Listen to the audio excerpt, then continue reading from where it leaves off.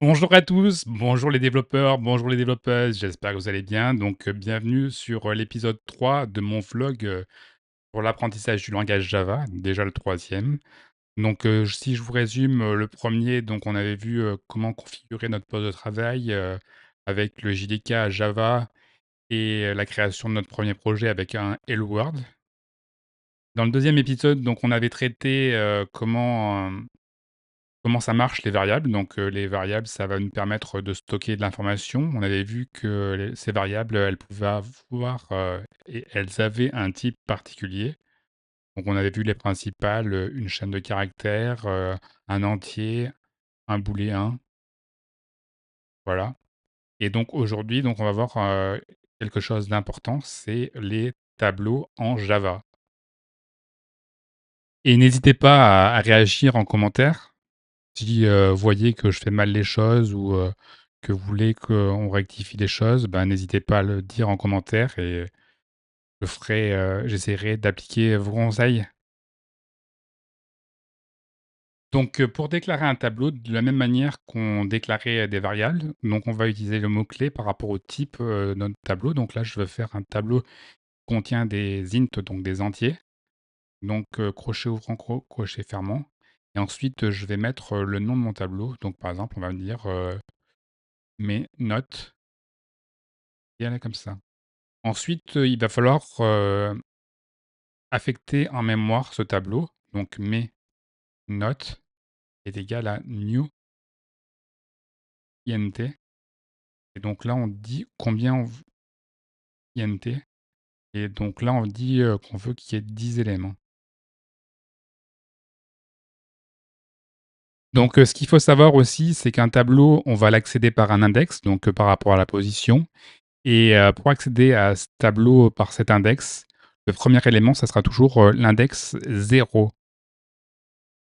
Ensuite, on va procéder à des affectations, aux différentes cases de notre tableau. Par exemple, à l'indice 0, on va mettre, entre crochets 0 et on va mettre 14 et là, ce qu'il faut savoir, c'est que comme on a alloué pour 10, c'est-à-dire qu'on ne peut pas aller au-delà de 9 puisqu'on part de 0.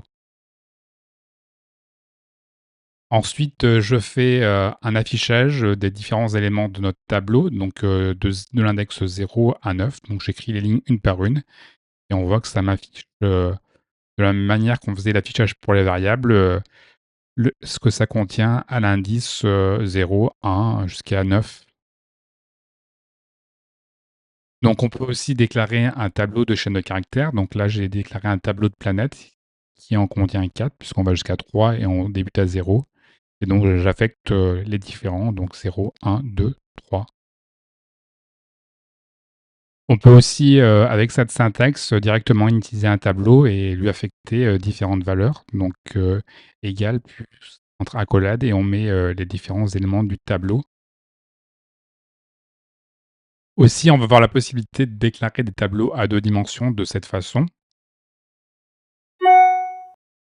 Ensuite, on voit comment on peut copier des éléments d'un tableau pour construire un nouveau tableau. Par exemple, là, j'ai défini un tableau, un tableau à copier.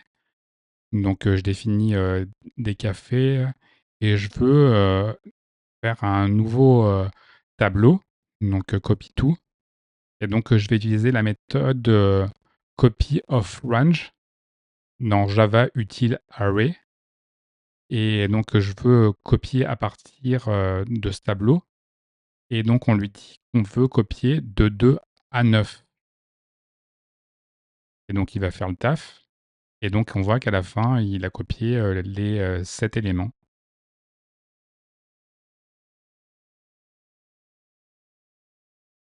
À l'intérieur de Java util array, on aura tout un tas de méthodes qui vont nous permettre de chercher un élément dans le tableau, de comparer ces deux tableaux, de le remplir.